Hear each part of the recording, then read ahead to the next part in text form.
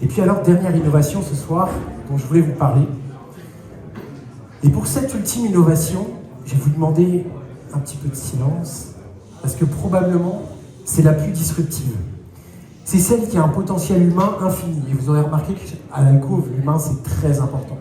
C'est une première en France, une première nationale. C'est un combat, c'est une conviction profonde qui est portée par Steve pour célébrer la vie. Cette conviction, elle a un nom. Elle s'appelle Memo Vitae. Ça veut dire la mémoire de la vie. Et pour nous expliquer ce que c'est, parce que c'est un vrai défi, Steve, si tu veux bien nous présenter en exclusivité nationale Memo Vitae.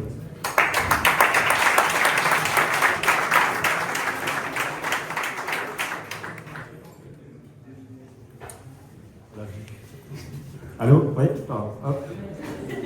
Alors, je suis là pour présenter Memo Vitae, garder la vie en mémoire, parce que garder la vie en mémoire, c'est faire en sorte que tous ceux qui nous quittent restent toujours un peu parmi nous. J'ai vraiment pas voulu écrire un discours, j'avais pas envie que tout le monde pleure, déjà. Donc, je me suis basé sur 2 expériences de vie que j'ai eues, pour vous expliquer un peu la réflexion que j'ai eue pour créer cette Memo Vitae. Tout d'abord, Christopher, qui est un de mes meilleurs amis, qui est décédé il y a 4-5 ans. Un de mes meilleurs amis, et j'ai un peu honte de vous dire que je me suis rendu compte que je l'oubliais, petit à petit. Je l'oubliais parce que la vie fait que on travaille, on a des hobbies, on a des notifications, on a Facebook, on a Instagram, et je me suis rendu compte que je l'oubliais parce que j'avais pas une plateforme où je pouvais me recueillir, une plateforme numérique où je pouvais, quand j'étais triste, aller le voir, mettre des photos, partager des vidéos, partager des musiques avec la communauté et sa famille.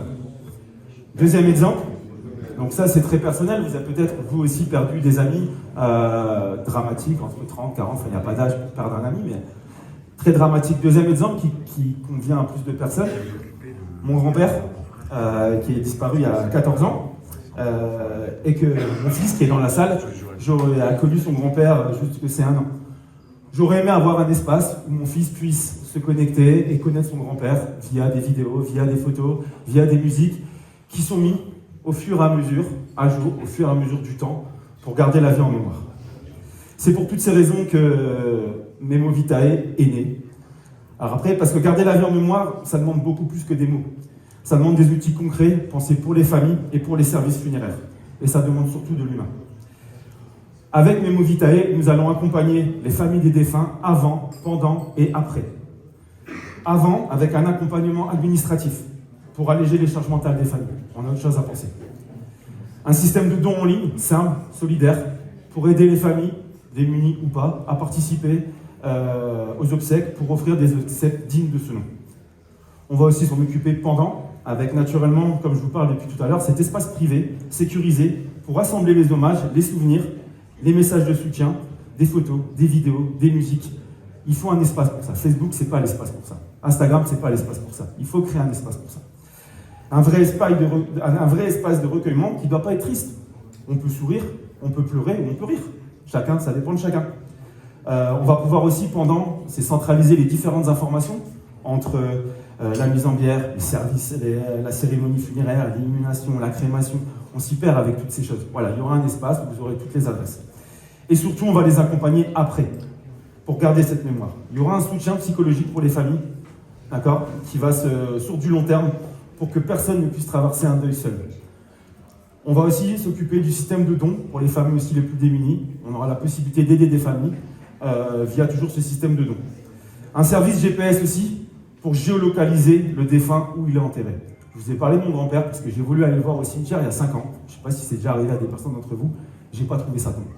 Le cimetière, c'est énorme. J'y avais été, j'avais 12 ans. C'est sûr que 10 ans après, quand je vais y retourner, je ne retrouve plus. On va mettre en place un service de géolocalisation pour retrouver la tombe. On va s'en occuper après aussi, excusez-moi, pour un service de livraison de fleurs, bien sûr, un service de nettoyage de tombe. Voilà, tous ces services qu'on va pouvoir mettre autour pour accompagner les familles avant, pendant et après. On ne va pas créer du web, on ne va pas créer du digital, on va créer des passerelles entre le souvenir et le vivant, justement pour garder la mémoire et pour surtout la transmettre. Voilà le projet de Memo Vitae. Bravo.